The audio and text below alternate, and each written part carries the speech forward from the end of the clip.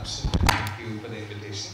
I think NFT conversation has been like a few years. We've been having this conversation in different forums, at least I've been part of these conversations at various capacities. One of the things that I would like to start, maybe quite fundamentally, is to think about how did the surge of NFTs impacted our own practices. And for me, I was pulled into an organization that was called Art, which was a primarily NFT-based platform. And I had to, even though I had a history of thinking about art and technology for a very long time, it was something new for me to forge relationships and have interactions with the creators.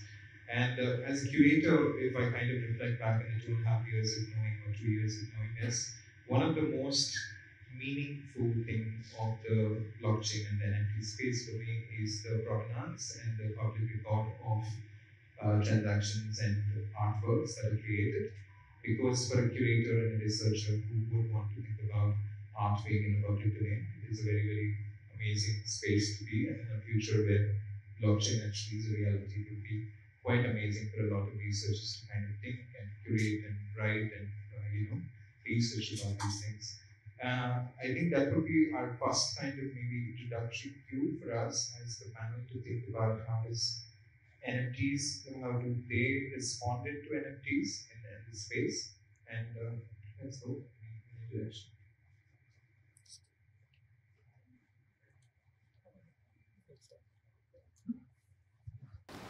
Sure, I'll get things started. Hi, everyone. So the question is, how did NFTs enter this community? Well, for you, for example, you're a musician and you're also like you work with music and sound. And for you, I'm talking more on the personal kind of front. How did it shift things for you? Because it shifted things for me as a curator, and I'm sure it did very differently for many creators of like designers and filmmakers and so on. So that's what I was on. I've actually never thought of this, but quite a relevant question. NFTs coming into my life changed everything, really. And you talk to people who are in this space, most of them will say the same thing. Why did that happen? I think if it had come in at a time when there wasn't a pandemic, we probably would have processed this differently. But for most people, this happened during the strangest real-world experience that humanity was going through, where we were completely disconnected from everyone. And my primary job was organizing cultural events and concerts. In fact, in March of the year the pandemic started, we'd organized a really big event, and the news of a pandemic had already gone out. And I remember we'd questioned whether we should do this or not, but there were 700 people on a boat in Calcutta, and 2 days later, everything was locked down. So there's such a stark contrast that I found myself looking for things. And of course, the internet is accessible to everyone. You try and reconnect with people. And through this search for trying to find other people, other artists, other musicians, I found the NFT space. And I think that is really the reason that kept me in. I give the reasons of technology and futurism right now, but at the end it was just trying to find other humans to connect with.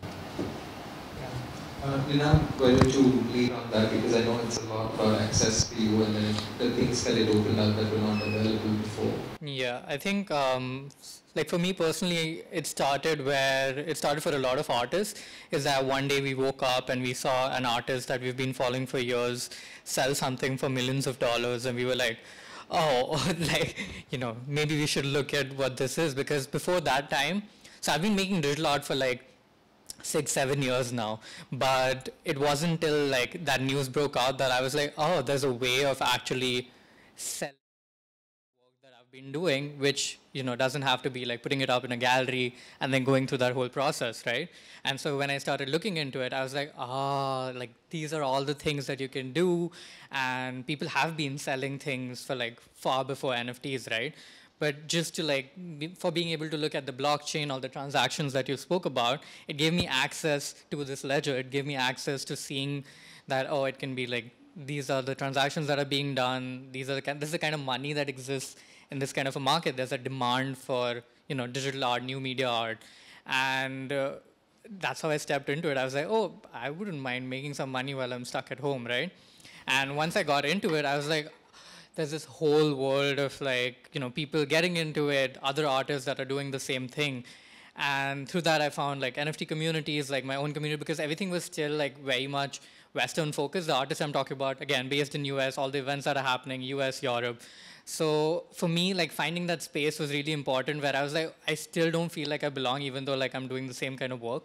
And then I came across like more people, like a curator from Singapore, an artist from Singapore, someone from Indonesia, and then like we just decided to come together and be like, let's create a space, because we know there's more people like looking for this. And like I spent 2-3 months just trying to figure out what NFTs are, because like you go on the internet, you're like, what are NFTs? And then there's just a whole barrage of things that like you don't necessarily understand.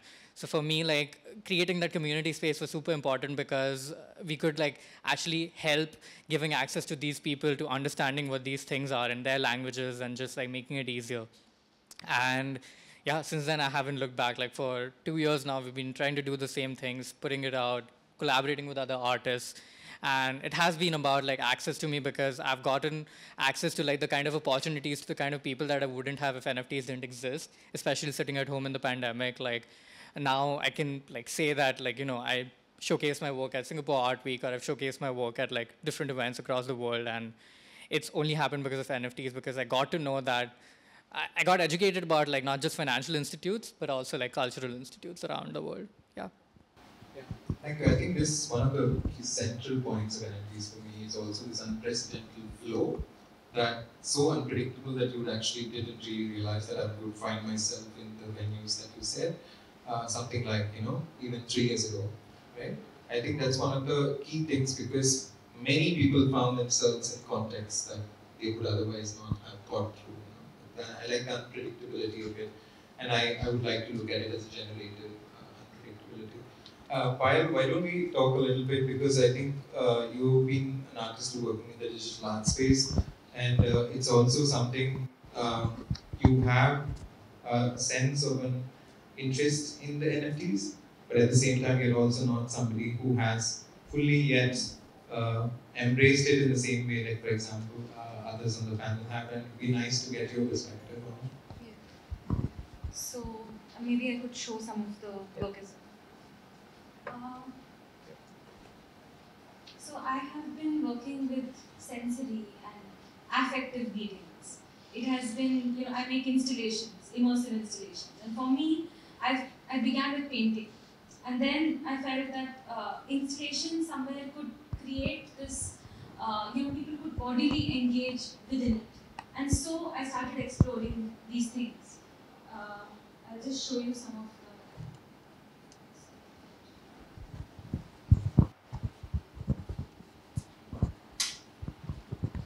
Yeah. So for one of the works, I created the smell of violence. I asked people, what do you think violence smells like?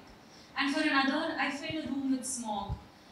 This was to recreate the thick smog that Delhi experienced.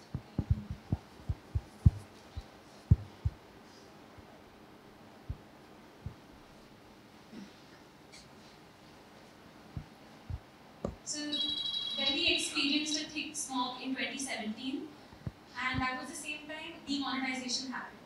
And so I was almost thinking that the weather is mirroring the political obscurity in that moment.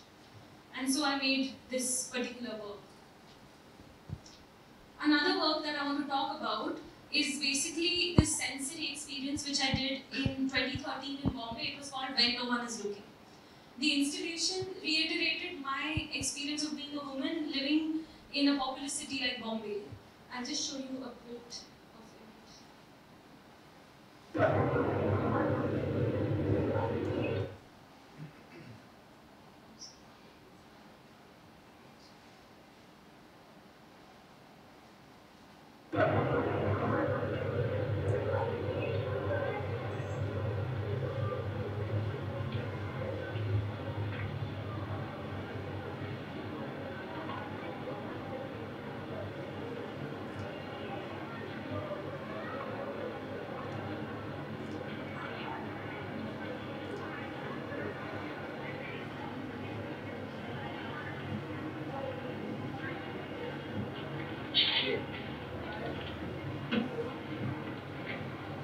Just to give you a background, it was a pitch dark tunnel with these hands emerging from the walls. And it is only in the documentation that you can see the hands.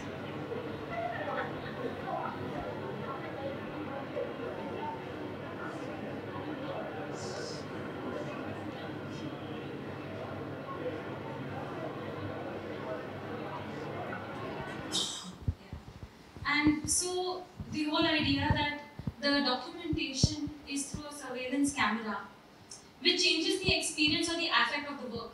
The work which is sensory, which has touch, suddenly changes into something that you can see or not see. Also, there is a power play that comes in. So what does technology do to the sensory? These are the things that I was thinking of, and hence I was a bit skeptical of even, exploring the NFT in that way until I could find a way of engaging with it conceptually as a medium. And it's interesting how technology flattens the image, where it makes it almost into, something that cannot be felt in the same way. And I'm sure in the future when there is extended reality, or there are, immersive NFTs, that when with virtual reality there would be a possibility of the sensory. However, I feel that the physical installation or the physical experience has its own place. And should I talk about this right now? Or? You can show and talk, we can go back.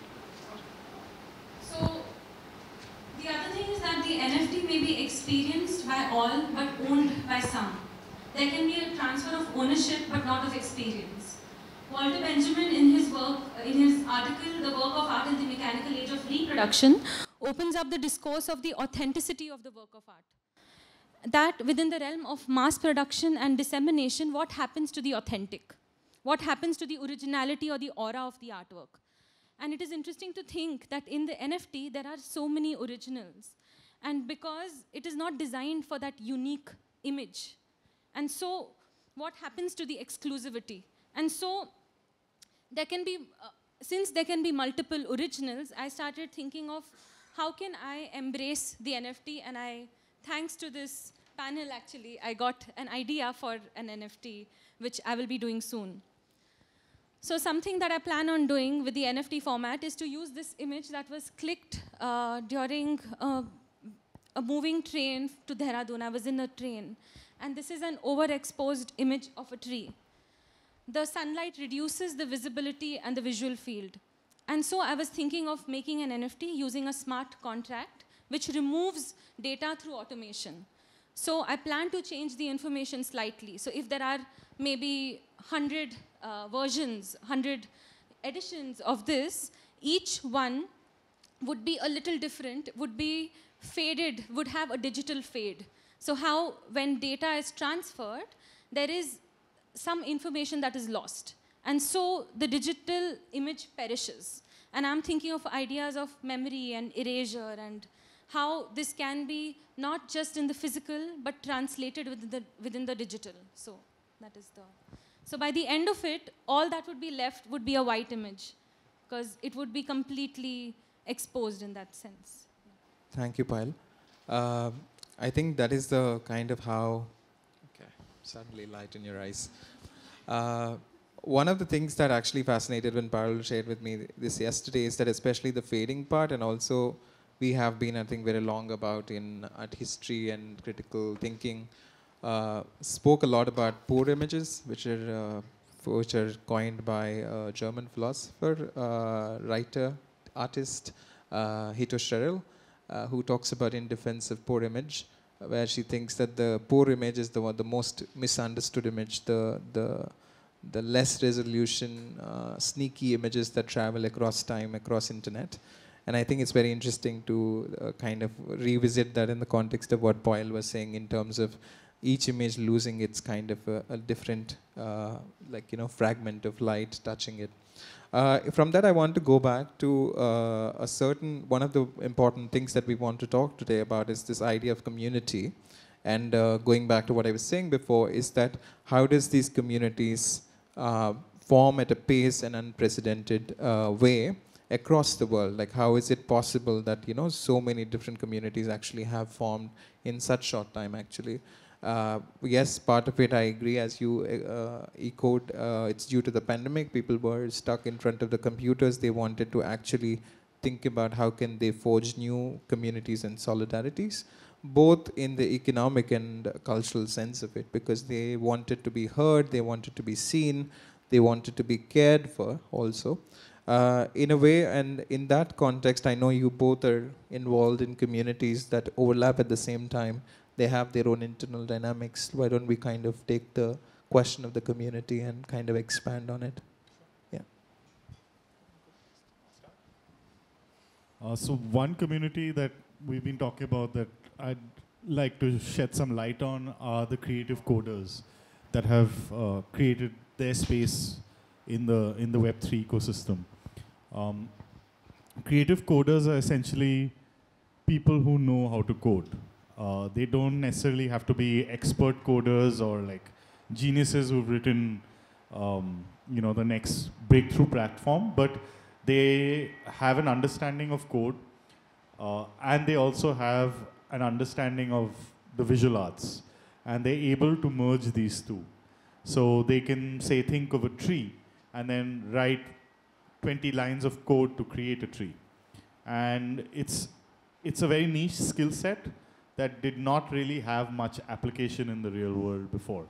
So if you actually looked at the application for someone like this, they usually got hired to make some graphic on someone's website, which is quite sad, because they are considered now the next generation of artists that use coding as a tool. And I like to talk about this a lot when explaining it to people, that I look at code as my paintbrush, not using any other tools. So this community of people really did not have anywhere to go, because they didn't have space in the digital arts space. They did not really have space in the fine arts space. But when NFTs came around, they were able to not just show people their work by doing what they do, but also to empower their work by giving it to as many people as possible through their process. So if an artist creates a painting and wants to share it with 100 people in the NFT space, the easiest way to do that would be to scan the painting, create a digital copy of it, and then mint 100 editions of it, which is fine, which is done, and it's what the NFT space is there to do. But when you approach it as a technologist, then you realize, okay, this is kind of boring. We can really take this further, because the technology allows you to do different things. So the coders realized that they could create one concept, let's call it a tree, but everyone who collects that tree gets a different tree. And they're able to do this because they're not painting a static image. They're creating code. And in every piece of code, there are things called variables. This is something that all of us who've studied any rudimentary code knows. A variable is something that changes. And within this variable, they connect it to the blockchain. So the variable is connected to the blockchain. So say you take a variable of color, and you have an NFT that gets collected by 200 people. But since you put the variable on color, each person gets a different colored image. So this might seem simple, but it really, really changed the game, and it really put this community on a separate kind of stage that didn't exist for them before. Because suddenly they had all these amazing people collecting their work, and not just collecting their work, analyzing it, breaking it down. It got introduced to art magazines. People started actually recognizing it as a form of art. And over the course of the pandemic and the growth of Web3, they've now made their way into galleries. So for me, this is a very important aspect, because not only was a community formed online, but they were able to do something with it in the real world, and they were able to, for lack of the better word, infiltrate the galleries through the exposure they were getting. So that is one story that I find pretty fascinating.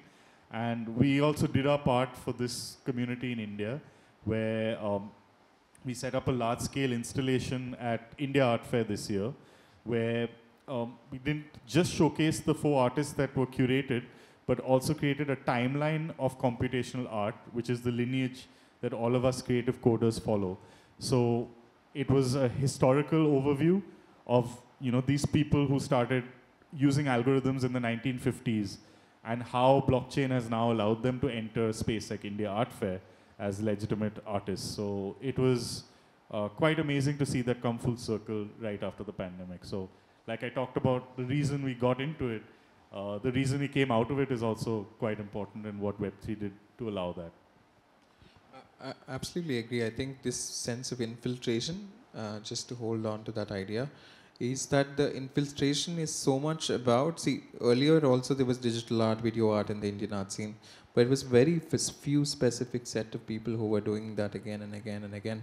And for a very long time, not many people actually entered that space. There were people who doing really great work, no offense on that part, but I think this sense of infiltration and also goes back to this kind of unpredictable proliferation of practices, which came there are designers, animators, coders, people who wanted to do 2D animation, even to that extent, came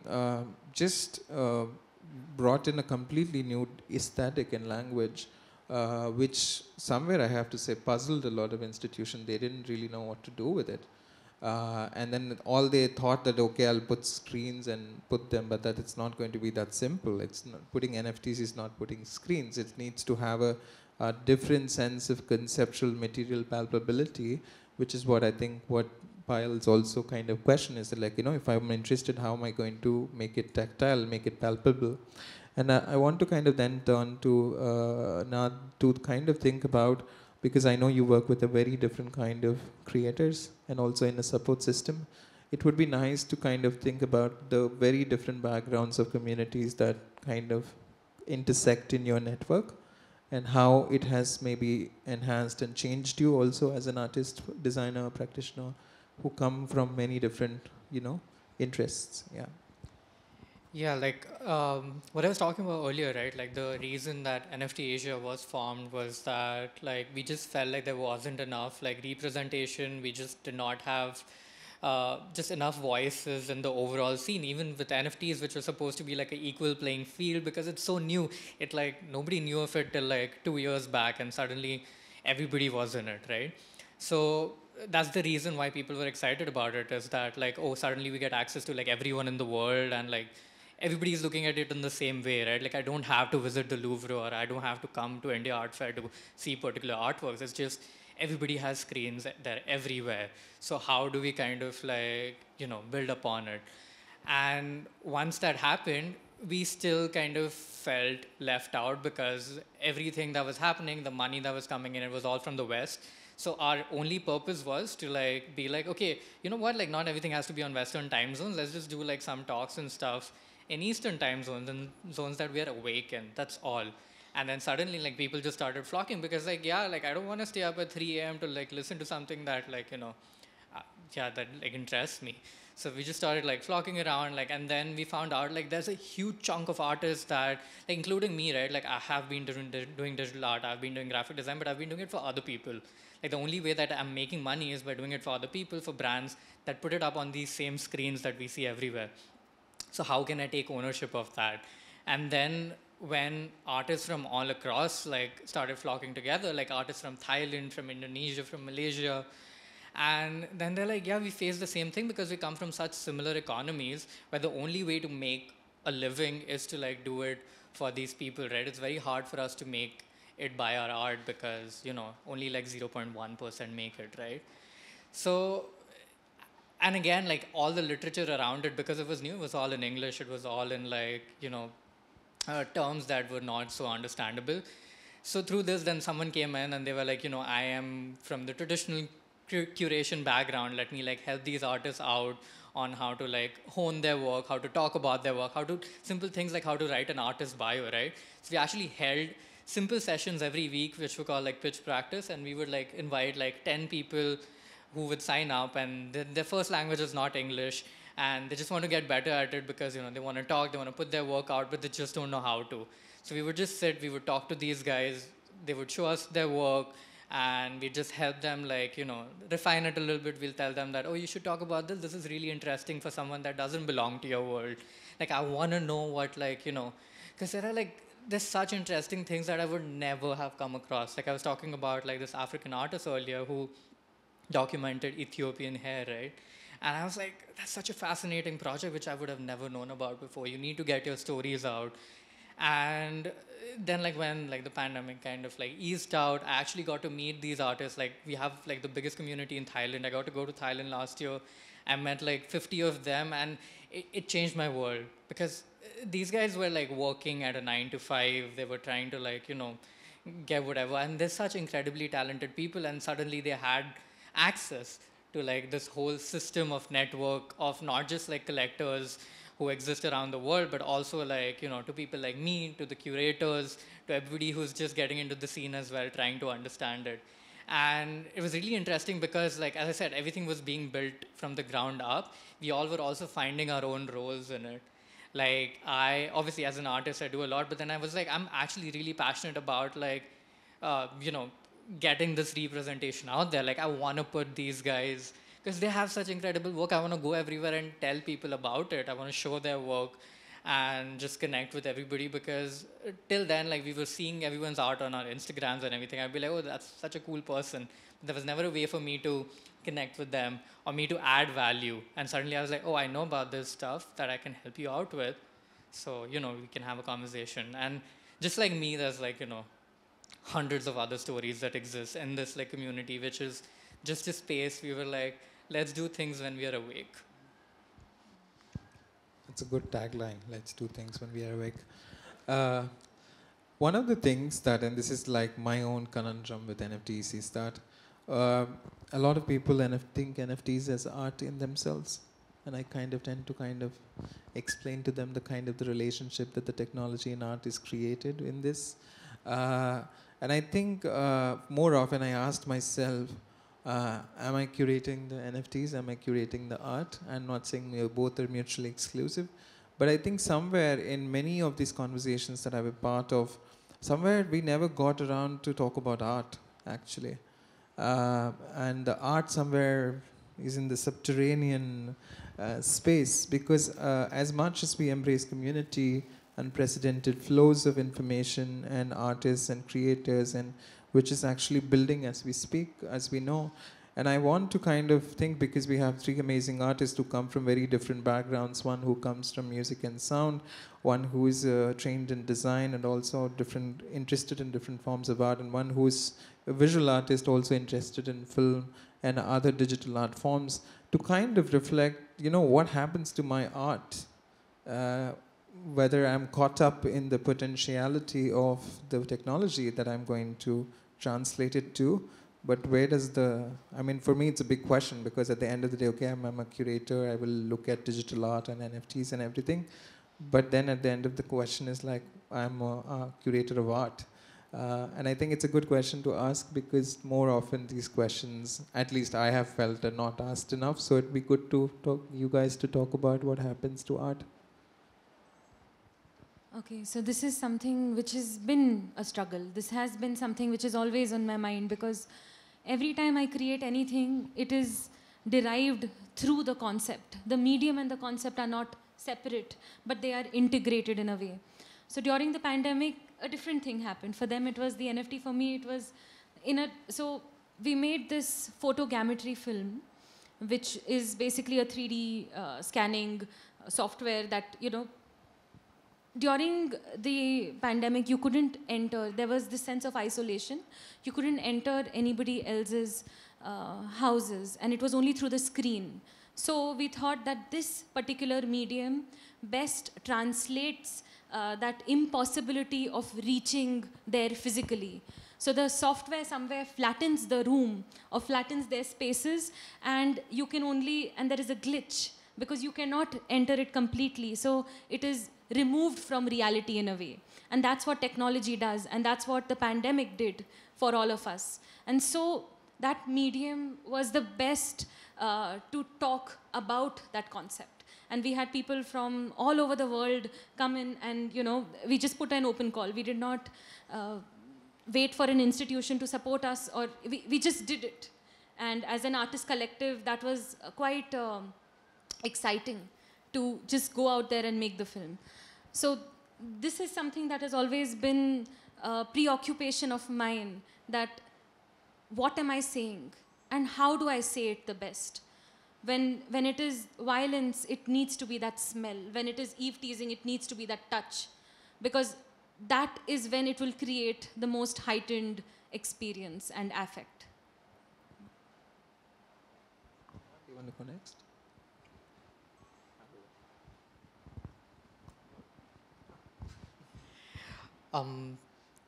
I think like just to build upon that, like I find it very interesting because for me, art has been something that I started doing because I was really getting burned out, like doing design every day, and I wanted to do more things. And like I was just really tired at the end of the day, right? So I was like, you know what, like I'm on these like softwares every day, and like I just want to play around.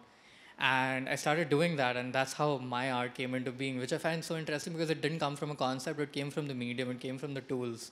Because like, what can I do with this tool? And then when it was at a certain stage, I was like, oh, like I see something here, or I want to build it upon to be something else, right? So when like, for example, when NFTs came in, or when I started like looking at the blockchain as like, you know, the medium itself, it becomes the concept because I'm like, oh, these are all the things that I can do. I can make like dynamic NFTs, I can do things that like change over time. I can do things that change with ownership, as like Payal was talking about earlier, right? Like her image like disintegrates with time. And like these are things that like are starting points for me, because I'm like, oh, I can do something that changes. So then what is it that I can express through it? Like right now I'm like working a lot with AI, right? And it all comes from like, I want to talk about AI through AI. Like I'm so overwhelmed by this technology. How do I show it? So I just like, I created this work which has like 2,100 images that go across in like 2 minutes, because I'm like, that's how I feel when I go on the internet these days. It's just, I'm so overwhelmed by like these things that I'm seeing, right? And how it's affecting me. So for me, like NFTs was that, it was just like a medium which actually was like a starting point for a lot of things. So it's just like, I find it interesting that, you know, it's such a contrast. But yeah. But they're people that have become so good. They're artists. They don't talk about their art. They talk about their experiences, their day, themselves. And through that speak, they express themselves as an artist. I don't know if that makes sense at all, but it's a new form of art speak. And it's like real speak. I don't know what to even call it. Well, but I absolutely, and you said Indonesia, you actually gave the correct example, because I remember speaking to Ruang Rupa in the wake of the documenta that they recently curated, and they said something that, and it was about being community driven and collective driven, and they said in Indonesia, either you have to be an artist, you will be an artist who forms a collective, or an artist who are part of a collective. So it's basically because there's a lack of institutions, there's lack of any kind of spaces that foster help for artists.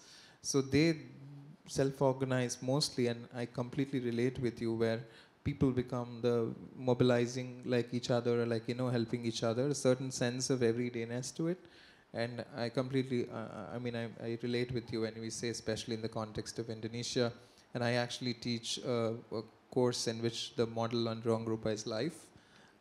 It's like thinking about art as an everyday life, and literally embodying it, and also to understand like how an artist can be both in and out of a community at the same time, keep doing what they're doing.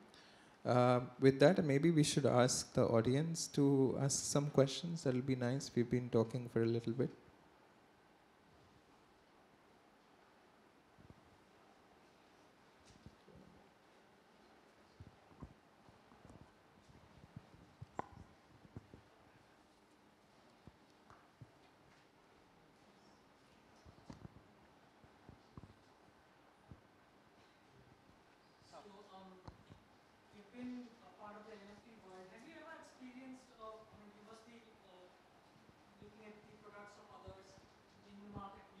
A lot of artists showcasing their products. Just taking the cue from the last question, where is art into all this? So have you ever experienced, you're looking into the artwork and you're saying, where is art in it? I mean, or is it like all very, very arty? No, I mean all the time. I think like wherever you go, if someone labels something as art, you have to question like where the art is, right? Because it's such a like what is art really, right? That's where every question starts, and like that's what the NFT thing was. Like I just built upon like this Indonesia thing. Like one of my favorite artists that I discovered through NFTs is an Indonesian artist called Rimbawan, and he does work in this field like which talks about like third world futurism. And that guy before NFTs was making these artworks, and you know what he was doing? He was playing it at the back of like these random music concerts. And suddenly you take that same piece and you put it in a museum, it has a completely different context. And for me, that's what NFT has done, is that it's taken it out of like these regular spaces where these guys were creating what I consider art. And they just took it in like a completely different context where I can look at an NFT and be like, okay, this is art, this has a value attached to it. Did you know that that was what People was doing before he did the NFTs? He made VJ loops for concerts. So now the same question in a very, I'll give an analogy. I mean, when the TikTok and Instagram came and everybody was making, and today also people are making reels, Instagram reels, and some people are treated as like they are TikTokers, Instagrammers. Do we also have in the NFT world those who are like compulsorily creating NFTs to kind of just be in the marketplace? Yes, there are a lot of influencers in the NFT space. A lot of artists are influencers, and a lot of influencers are also selling their TikToks as NFTs, which again, the NFT space is not this art space. It is a very diplomatic space. You could mint anything. So what is art actually then becomes a big question. And it really then becomes a question to the person who's viewing it. They decide, because there's just an infinite amount of stuff out there. Also, I think it's important to know that like NFTs is like the technology, right? It's the tokenization of digital assets. So like all NFTs are not art, as he said. Like art can be NFTs. It's just a medium that you tokenize work through. So like, you know, NFTs as a thing, they can be used as tokens. They can be used as like literally contracts for properties and everything. So it's like just a medium of doing things. I had a quick question. So I can see the appeal of NFTs and the NFT marketplace for creators and artists. I was just wondering about the other side, about buyers and collectors, like what that scene is like, if you could shed some light on that. Thanks. Okay, so I don't call myself a collector, but being in this space for 2 years, I've ended up becoming a collector, just because it doesn't make sense appreciating it if you can't support it. And in my small way, every piece of art that I've sold as an NFT, I've put it into buying more art. That's how I play. I treat it as a video game in that sense. Sell art and buy more art, and just try and curate something that has some kind of sense in the future. The incentives for a collector is a fantastic question. Doesn't get asked too often. In fact, strange. This is the first time I'm hearing it in a public space. Why would you buy an NFT? For me, it's just to support the other artists around, and because I'm in the Tezos ecosystem, I can afford to buy it. However, if I was in the Ethereum ecosystem, I might not be able to justify spending a few $1,000s on a piece of art. So that question would be better answered by a collector in that space, but seeing how they operate. The good ones, the ones that are looking into the future and are not here to flip. There are a lot of people who are here to flip, right? They'll buy it one day, sell it the next day. A lot of them are looking at NFTs as the history of digital art. So when you look at the things that have sold for a lot of money, for example, Beeple, it is to establish the history of digital art. Because it's the first time collectors have been given the opportunity to publicly buy. You could buy digital work, and you have been able to do it over the last 30, 40 years actually, but it's been kind of in the shadows. Who owns the most important like art net from the 90s? There's a lot of very expensive stuff there, but the buyers and the sellers and all, it's all very hidden, like it is in the art world. But now suddenly the buyers are also rock stars. So as much as people sold his work for, the guy who bought it, he got a lot of visibility in press.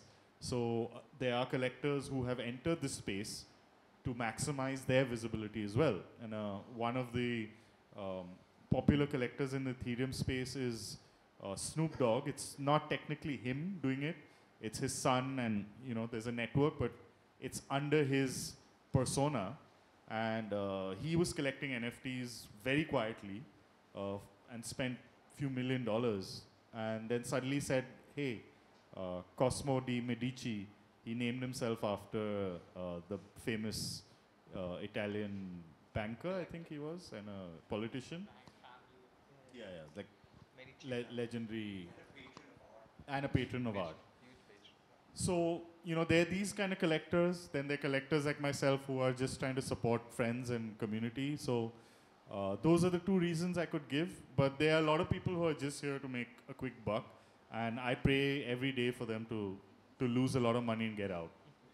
Because this space really needs the people who understand it, not who are here to take financial advantage of it. I think over the past 2 years also, because we've gone through like multiple cycles of like money coming in the market and going and everything, now we have like, I think somewhere down to like a specific set of collectors who are there to like buy art. I think it's pretty similar to like the traditional art world as well, and why you would buy it, except that like the history, as he said, is in the creation, right? Like we're at a very early stage. So probably a lot of these collectors think that they're investing in money on these artists that are probably going to be huge in a few years, right? Because digital art is here to stay. Like it'll evolve in different ways. Maybe we won't have screens 50 years from now, but it still like will hold value, right? So for a lot of people, it's that. For a lot of people, it's a statement is that like, yeah, I bloody own like, the most expensive NFT that's out there, or like, this is me and I will show it wherever I want, right? Like there's this guy who'll just, he showcased his like, all his collected NFTs on Times Square, for example. And he's just like, this is just the art that I own, and now you are all Times Square walking, just look at it for no reason. And so it's a statement for some people. For some people, it's an investment. Also, like for younger artists like me, who are also like only 5 years into their career, right? So a lot of people think that, oh, they see potential in me, like any collector. And they think that, like a lot of collectors that I have, they'll come and they'll talk to me and they'll be like, so, talk to me about your art, or tell me like what you're thinking, what your life is like, what you see yourself doing. It's like a job interview sometimes. And they're like, okay, 10 years from now. I'm like, yeah, I'll be making art, no one else I'm doing. And then they're like, okay, like this is the guy that I like. This is the guy that, not only do I want to like own this piece of work, but also support him in some way, right? And that goes a long way, because like NFTs allow you this concept of like transparency and provenance. They'll always know who my first collector was. They'll know the date and the money that he bought it at. And that will be like, no one can touch that. So even if he like sells it ahead, it will all be recorded on the ledger that anybody can see. So for some people, it's like, yeah, I want my name on that, Like 50 years from now, that's going to hold importance. Of course, because it's so early, a lot of it is speculation, but then like anything that's early is.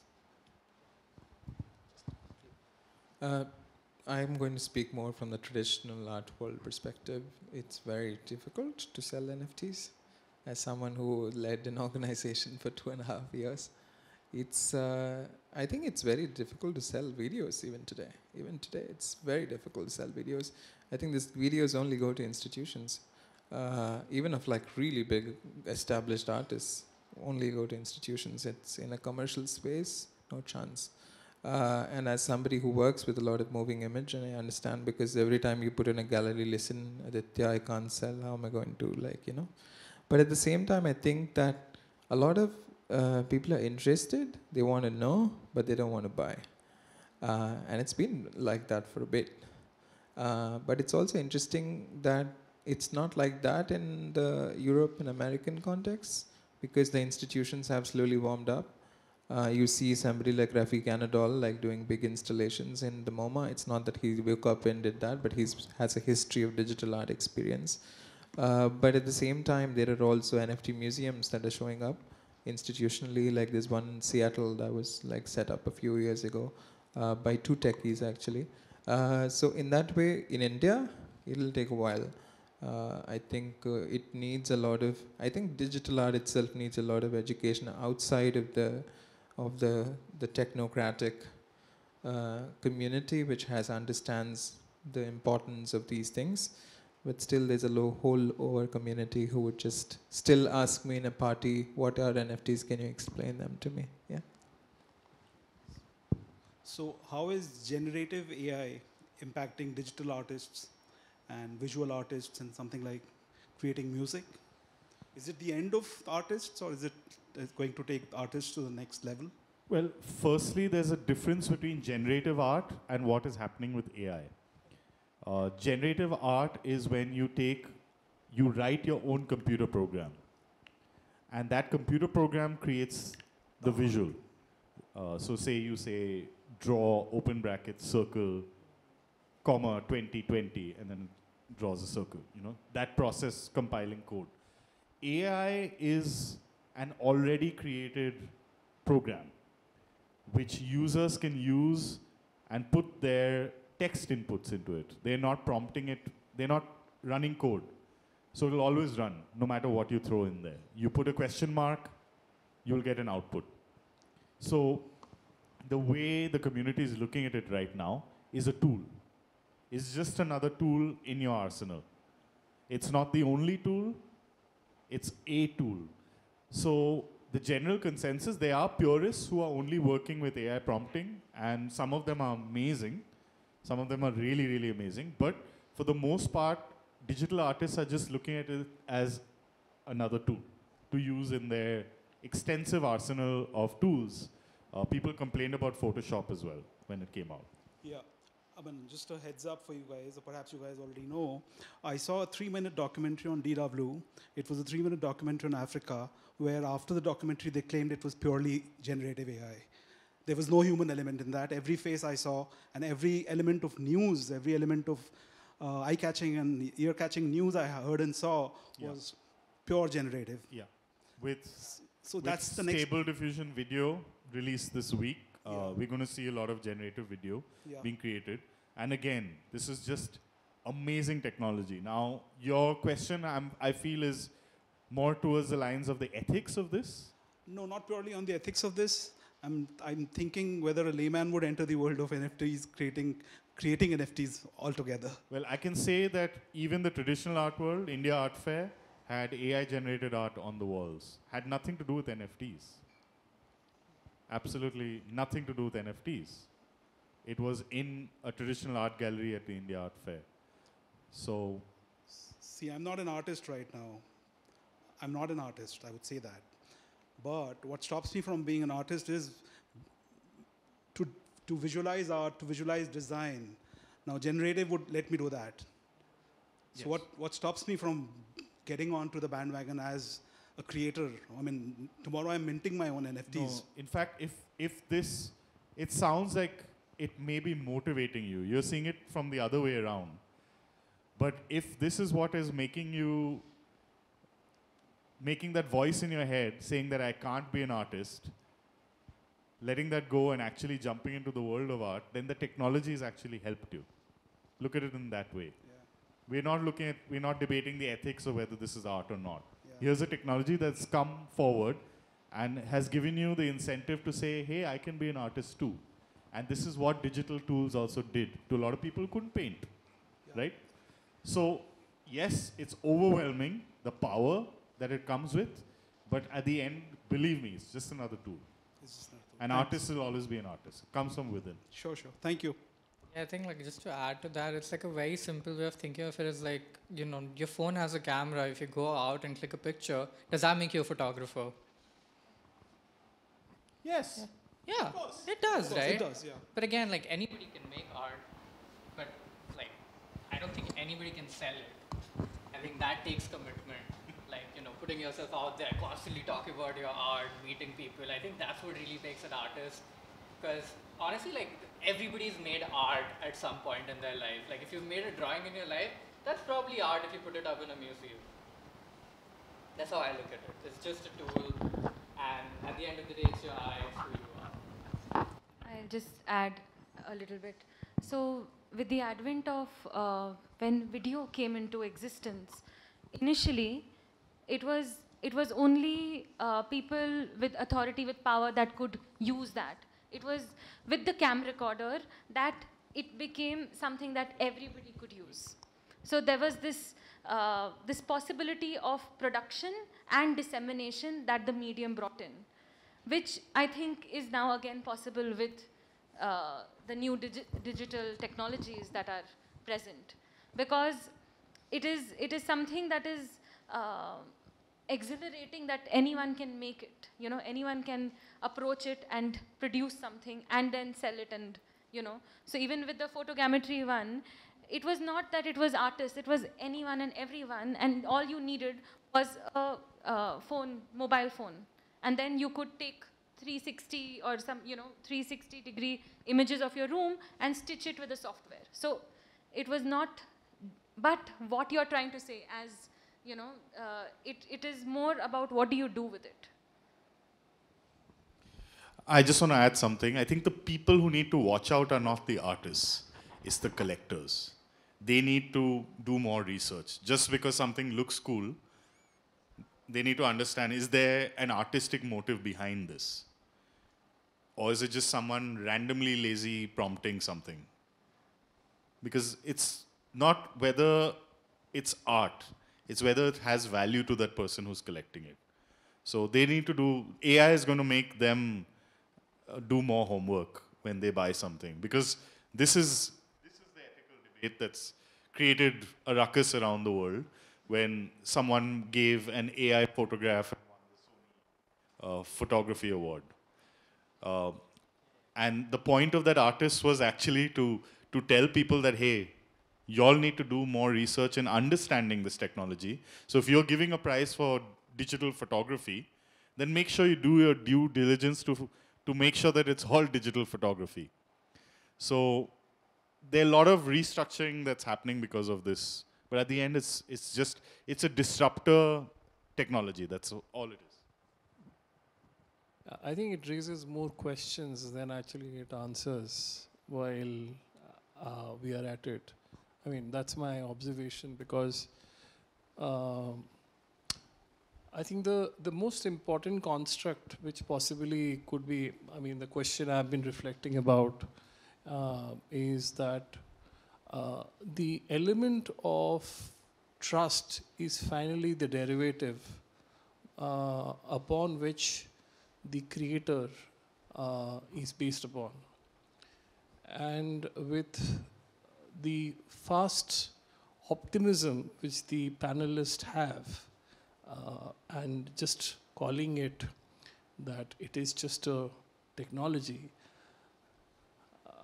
I'm not saying that I'm not an optimist, but I'm also much aware of where too much of hyper optimism has taken us.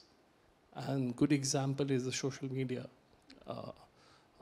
And so therefore, the question which I am reflecting upon with this, the question which is about trust, that who is the creator, is something I'm not very sure of, is a very tricky place. And I think that is something which I'm not expecting an answer per se, but I'm saying that this is a much deeper dialogue, and until unless we try to say that I have an answer, that I think is going to be much.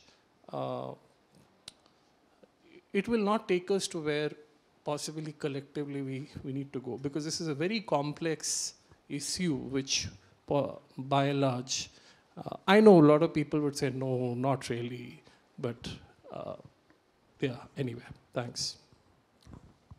Just to address this, trust, again, comes down to the amount of research your collector is going to do. AI is, again, a tool. It exists whether NFTs exist or not.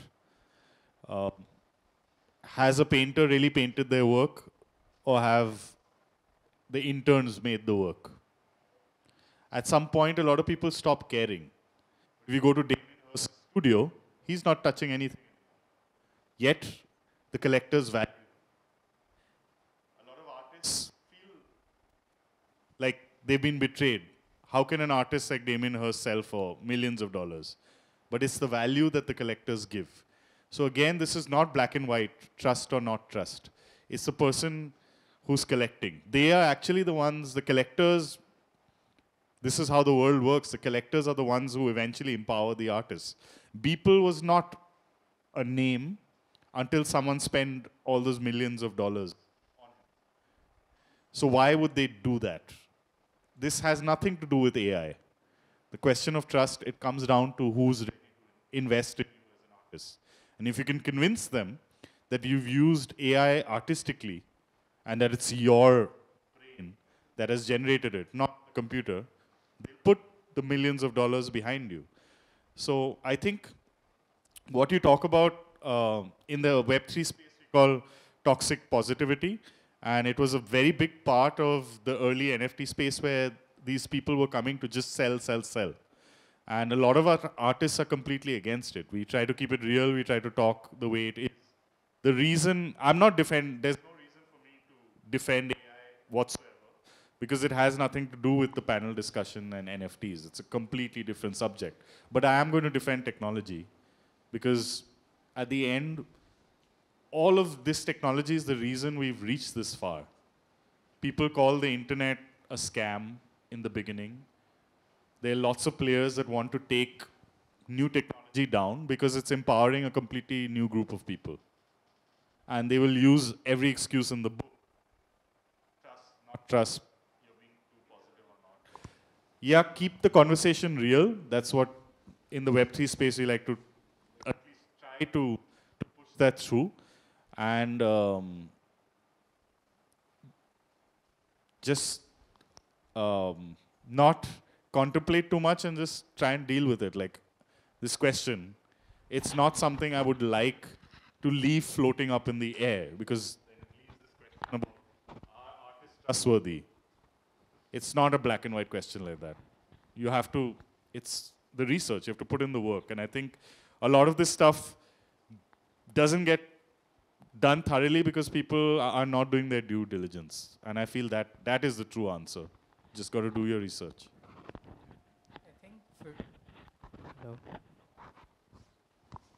I think for me, like, just to going back to like this space where like we're not talking about the financial aspect of it or the collector aspect of it, just what artists are experiencing. Because I've been working with AI for like a long while now. Since like the first time I heard of it, I was like, I need to pick this up, right? And to me, it was that it brought me like 100 questions. I was like, oh, now I can make anything. What is the value of anything anymore? And so like these are the questions that I also try to like, I don't try to address it. I don't think I have the answers, but I try to explore it through my work. Is that like every time like something comes along which makes things easier, it actually makes it a lot harder, right? Because now anybody can make a pretty picture. Then what's the value of a pretty picture? If as an artist I don't need to invest time in like honing my skills, then are my skills valuable? Then I can wake up one day with a great idea and make art that's as great as someone who's doing it for 20 years, right? But I love these questions because it just changes what we think of art and what art is being like developed into completely. Like for me, like I don't want to spend like 20 years like drawing and like, being able to like make pretty pictures by my hand, right? That's why I took up digital art in the first place, because I was like, I have these ideas, I want to go insane with it, and then this allows me to do it. And now suddenly I'm like, oh, I think I'm going a bit too insane because I don't know what to catch hold of. This is overwhelming, this is causing anxiety, la-di-da-di-da, right? I'm like, this is literally like all of humanity's like creations in a data set, like 5 billion images, but remixed by my own thoughts. And these are the things that keep me up. And you're right, like I love these questions and I don't think there are answers to it. I don't think we'll have answers ever, honestly, because something else will come along that will disrupt what is happening right now. But this is exciting, right? Because then we're like, oh, anybody can come up and like, they can understand it. Now you don't need to be in a certain place doing a certain thing. All you need is like sometimes access to internet on your phone. And I think for me, that's super exciting. Also, just to go back to the question of optimism, I don't particularly think that I'm saying that optimism of technology is fully, but I've always been, for example, personally been very cautious of celebrating too soon. I think we have spent our own times to kind of understand the permutations, combinations, the positives, negatives. And at the same time, every time an artist comes up to me and say that I want to mint NFTs, I want to go into the NFT space, I always tell them first, completely understand the implications of working into that space, which is a new territory for you. Be a little cautious, because of course there are repercussions of some of the things, you know, you get caught in things that you don't want to. But at the same time, we can't also discount the actual proliferation that it has done. So for me, as a curator, the approach has been cautious. At the same time, giving it due credit, it's like, yes, internet has brought in a new era of capitalism, but hey, internet also changed a lot of things. So you're somewhere going every day back and forth, the conundrum that pretty much we live in every day. Payal. I just wanted to add to the earlier conversation of authorship. This is something that through art history, this is something that has been questioned. When Duchamp puts the urinal inside a gallery, what does that do? You know, it makes the everyday, the object that you see outside, when you bring it inside the gallery and you claim it as a work of art, who has made that work? You know, did the person who made the urinal think of it as an artwork? No. And he's claiming that this is my artwork. So then what does that do? And how much discourse or how much change has that brought in after that one gesture, that we're talking about it 100 years post that? So I just think that in the future, post this, what would be, you know, that's how I see this moment in time. Yeah. You know that banana on the wall with the tape? I don't know who did that. But I just discovered something recently, that bananas changed every day. I didn't know that. I thought it was just that one banana. So they change that banana every morning.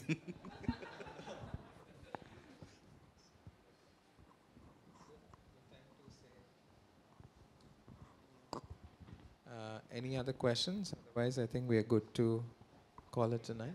Any? Oh, here's a question. One last question.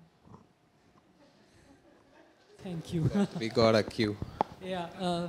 So since the day I've heard the term NFT, I have been trying to understand what all of my artistic products do fall into the category of NFT. I'm from performing arts background, run a theatre company, and in a theatre company, all our products are on live stage. And while creating a play, we do create lot of new things. Like a script is an artistic product. A song is an artistic product. The composition is an artistic product. The translation of the play is an artistic product. Then the costumes which are designed. Then the live show, the whole show is happening. The photographs which are clicked. The video which is recorded. Now my question is, which products do in simple terms, because I have been struggling to understand what product should I concentrate on as an NFT. Which products do belong to NFT and where to start from?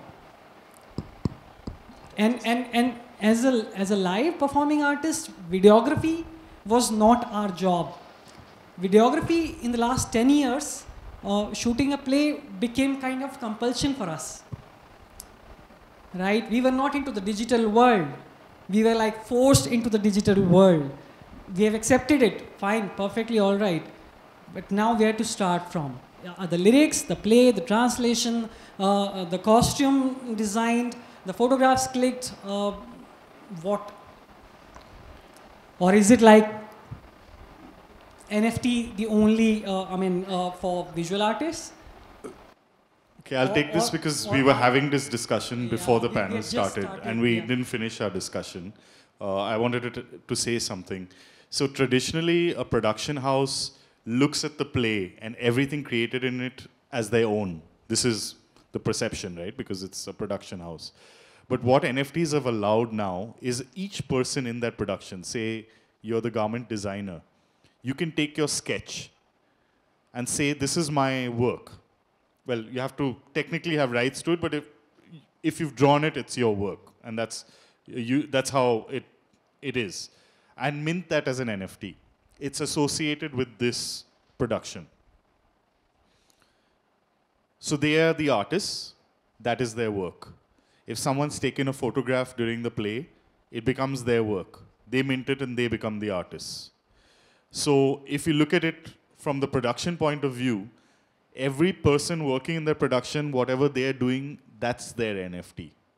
I know it's a very vague answer. I'm sorry, it couldn't be more specific, but it's the thought I had while we were walking in. My question is not just about the ownership of the product, but what all products do actually fall into the category of NFT, and whether they are eligible, whether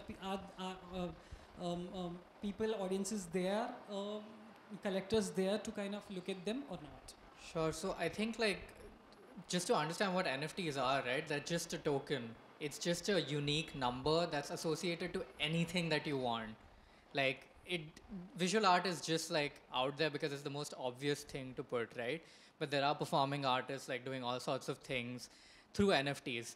Now, what do you want to mint as NFTs? I think it's completely up to you, because all the things that you mentioned, you can turn all of those into NFTs, right? Now, there's two reasons why you'd want to do that. One, that you want to set provenance that like, I mint it right now, and this is like mine at this certain date.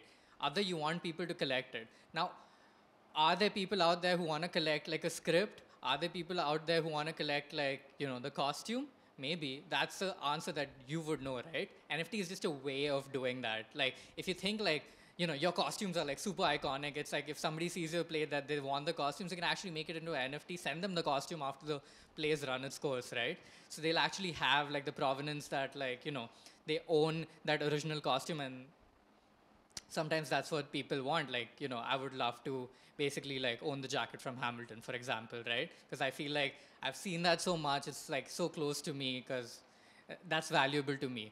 Now, where is value in your production? I think that's an answer that probably only you know, right? Also, just to, as a concluding remark for that, is that you said products, which is also something like, maybe the NFT space is letting us use words like products, because I've never looked at art as product or anything. It's very deeply personal to you. And I would say it's something like a costume. If you're a theater director, there's some sense of emotional attachment. And I would look at it something as memorabilia and like things like that. Of course, it is going to be put in a very different valuation economy. It's like Amitabh Bachchan putting all his belongings on NFTs, right? Which is also has a very huge like emotional value for a lot of his fans. But at the same time, I wouldn't really necessarily see them as products, but as these memorable objects and things that would carry otherwise a very different sense of cultural value, both for you and maybe for people who have experienced that play or performance, just to kind of just as a norm. Thank you. Yeah. Okay, thank you everyone for joining. It's been a very beautiful evening, and have a good night.